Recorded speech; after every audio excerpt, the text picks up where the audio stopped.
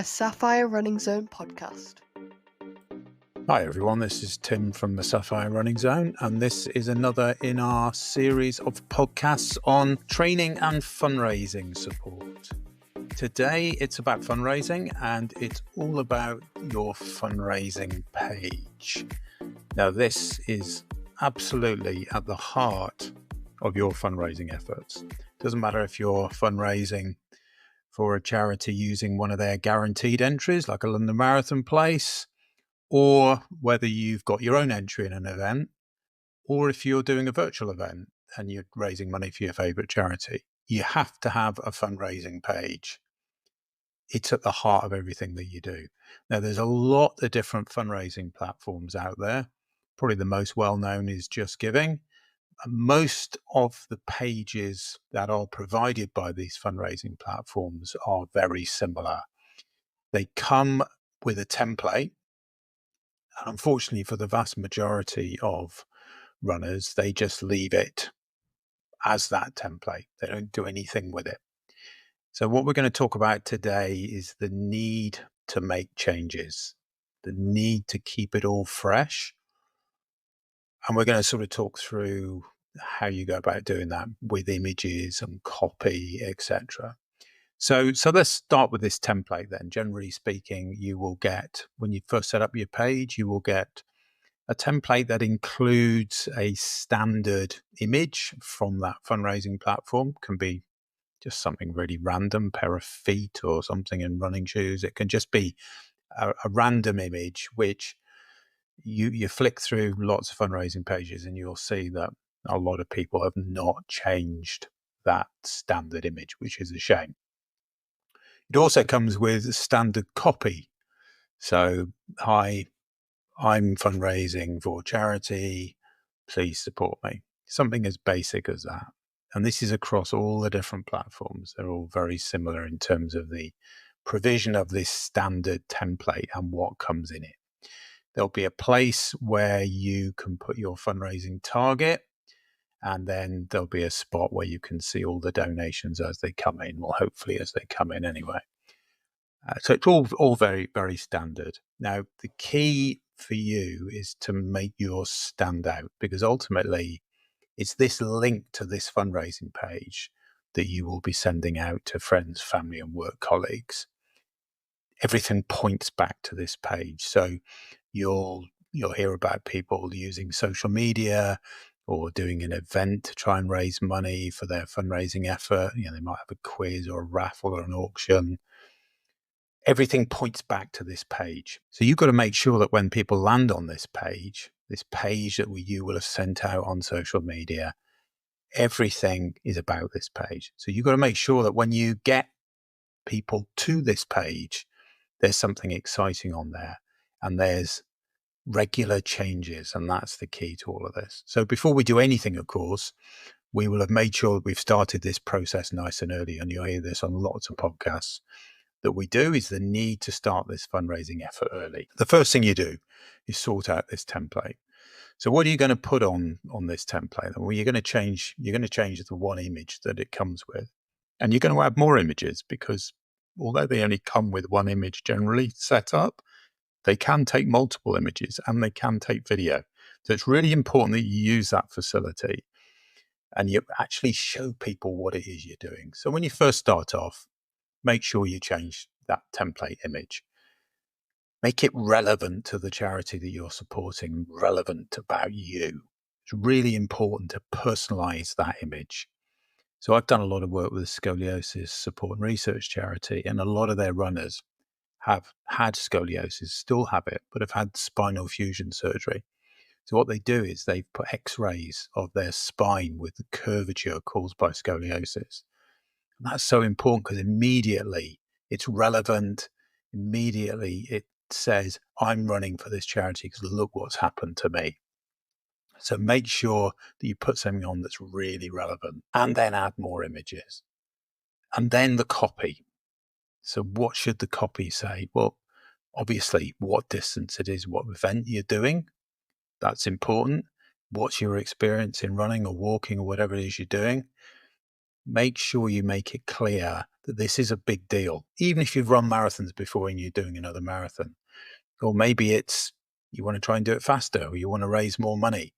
Make the challenge really, really clear. Talk about the charity, what it is they're doing. Now, on this podcast, we've got a little chat coming up with Hannah from Move for Hunger charity in the US. And they do an incredible job. So Hannah's going to talk about how her runners personalize their pages and their social media messaging with stories of that charity and make it relevant to them and to the charity. So that copy is really key. What's also important is that you keep changing the copy and the images as you progress through your fundraising journey. So don't just keep that same image there. Change it. Include video of your running or walking when you're out training. Take some quick clips. Get them loaded on that page. Show people how you're progressing. Don't just leave that one image that you put on at the start. The same with the copy. So important. How are you getting on with your training? Let people know. Update on how the fundraising is going. So important to really keep people engaged with what you're doing, because they might donate again. That's something that a lot of people just don't really think about. They've got a donation from someone, they've got £10, £20, $15, $20, whatever it is. They might come back again if they can see that that money's making a difference. If you have a guaranteed entry in an event, then you'll put the target up that you've been set by your charity. And if it's a London Marathon entry and it's a UK charity, chances are it's probably something like £1,750 to £2,500. Some have now gone up to £3,000. So you'll put that target right up there, right from the start. You need people to understand how much money you need to raise. Now, if you're running on your own entry or walking, you've got an entry in an event, or you're walking a set distance, like you're climbing Snowdon or Scarfell Pike in the Lake District with a group of friends, well, you haven't got a set target from a charity. However, you can set a target, of course. So let's say you are doing a 10K for the first time. You might say, £250 seems a decent target, and it is a decent target. Why don't you put 500 up? That's something then for you to strive towards. You may well get more and more people supporting you if they know that you've got a significant target. The important thing here, and I keep using the word important, I'm conscious of that, but all these things are important. You need to keep changing that target. So you'll hear about this a lot. Don't leave that target, because once you go past it, potential donors may well say, oh, well, they've done it now, they don't really need my support. You do need their support. So let's take an example of someone who did put £500 up for their local 10K. What about when they get to that target, right? Push it to 750. People coming onto your page then as a result of your social media activity, whatever it is you're doing to drive people to that page, may well go, oh, wow, okay, target 750 and they're on 510. Fine, I'm going to give them £20 to push them up towards that 750 target. What a difference that could make. Whereas if you just leave it at 500, chances are people will just go, no, good, they've hit the target. That's all cool. I'll give my money to someone else. Don't let them think like that. You've done the hard work to get them to your page. Let's keep pushing. And then once you get to 750, do it again. So this is why this fundraising page takes work. It's not, oh, I've set up my fundraising page, now I'm all good to go. It's not a case of that. It's a case of this is at the heart of your fundraising. So with these images and these videos, right, you've got to your initial target. Amazing. Right. Tell people about it in the copy. Don't just change the target. Just say, I can't believe how much you guys have supported me. I've hit my 500 target. I've now moved it to 750. I need your support. Right, you've got all these donations coming in. What do you do about that? You thank them. It's so important to thank people when you get a donation, and very, very few people indeed do this. You can do this on your fundraising page. So every time a donation comes in, you can basically hit reply or thank you, whatever, however it's labeled on your fundraising page. And you can just put a little message in there which says, thanks so much for your donation. Really appreciate it.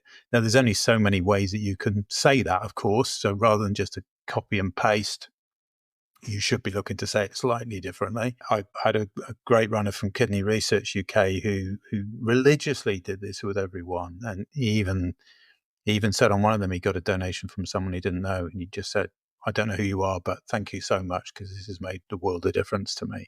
So just keep doing that. Keep thanking people. Make it clear that this is appreciated. It just does make difference. And he said that he had people coming back and donating 2 or 3 times, and he wasn't sure if it was because of that, but it could well have been because people they just feel appreciated, don't they? It makes a big difference to do something like that. So be thanking people. There's depending on which fundraising platform you use, there are a number of other tools that you can utilize. And I know, just giving, for example, you can integrate your Strava page, for example. So not everybody uses Strava. Lots of people do. And that's got its own community, of course, where you can, get comments on your run that you've just done. Some people build up quite a good little community on that site. Now you can integrate that with your Just Giving page, which means that there is then that sort of direct link between your fundraising and your running, and you will get support from some of the people who are seeing your training runs pop up on their Strava page. There is linkage across. So be thinking about that as well. Don't just be thinking, it's only there for people who want to show off their runs. It's not. It actually can have quite a positive fundraising impact. So all the way through your fundraising page, you should not be shy in using emotive language. This is an emotive subject. You're out there fundraising. You're going to spend a fair chunk of your next few months putting a lot of work in, a lot of effort, and raising a lot of money for very worthwhile charities. So don't be scared about using emotive language. Don't be too matter of fact. Tell people how important this is, with the great work this charity does, and how it's impacted you. If you've chosen a charity that is very close to your heart, you'll find this a lot easier. Some people just run for a charity just to get a spot in a race, and that can make it a little bit harder. But if this is something that you're absolutely passionate about and that means the world to you, you shouldn't find it difficult to be emotive, be emotional on your page. And that's so important. And I'll use that word again. Right. I'm just going to bring in Hannah now. So Hannah works she's the development manager for Move for Hunger, and they have runners all over the world doing events for them. Big Sur Marathon, New York Marathon, London, Berlin, all over the place, and a lot of runners with their own entries in events all over the US.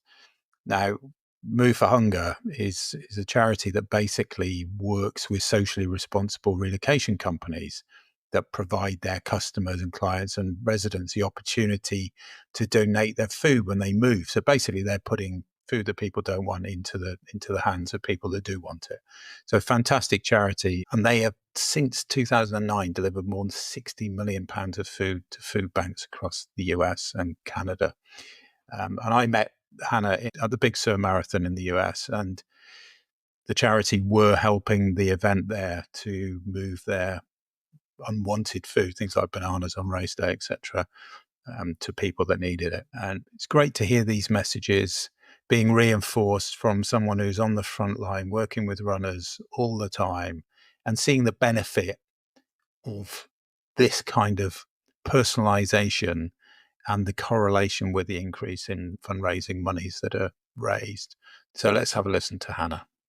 Team Move for Hunger, it's talking about how many people are hungry in America, talking about the percentage of food waste that happens every year, how many kids are hungry in your state, because that information is always available, and you can always reach out to the charity that you're working with and say, where can I find more resources to talk about the work that you're doing? I want to share more about the detail of your work. I want to talk about the statistics. Do you have any resources that I can utilize? Something that I've seen that's been really, really effective is some of my runners actually share videos from their runs. They're out on their training runs, prepping for whatever race they're getting for. One of our Big Sur runners actually did this pretty recently. He was recording himself, had his phone up, was doing a selfie video while he's running down the street in his neighborhood, saying, hey guys, I'm out training for the Big Sur Marathon.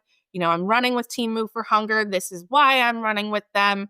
I'm fundraising, trying to reach this dollar amount. I'd really love your support. And so just making sure that one, you're telling your story, but that two, you have a clear call to action every time and that you're sharing that link every time saying, I'm running.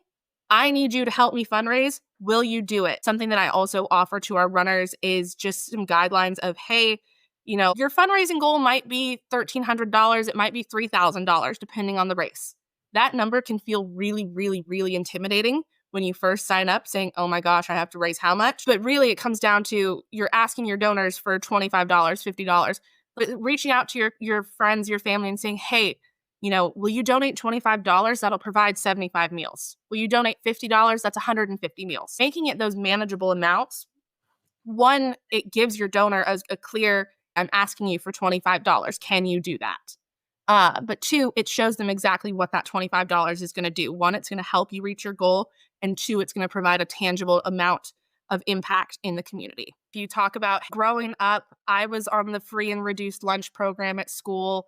I never knew where my meals were coming from. That's why this means so much to me. I want to be able to help folks that are hungry and experiencing the same thing. Will you help me fundraise? Tells a much deeper story than, I'm running in this marathon. Can you help me fundraise? So your fundraising page is absolutely at the heart of everything you'll do with your fundraising efforts. Put the time in now at the start and then on a regular basis. I'm not talking, it doesn't take that long. It might be you spend 20 minutes a week on it or something just to get it up to date, just to make people realize the scale of what it is you're doing. Put a video on there of you out running in the rain, in the dark, showing people your level of commitment. You've got to keep people up to date with what you're doing. They don't want to land on a fundraising page after you've spent a bit of time pushing it out on social media. They don't want to land on a fundraising page, see that's not been updated for 3 months. Keep people up to date with what you're doing. And if you've got some great examples of fundraising pages that have inspired you or one that has worked incredibly well for you, then we'd love to hear from you. So thanks for listening and look forward to catching up with you again on another podcast soon. Thanks for listening to this Sapphire Running Zone podcast. Keep checking back as we have lots more podcasts coming soon.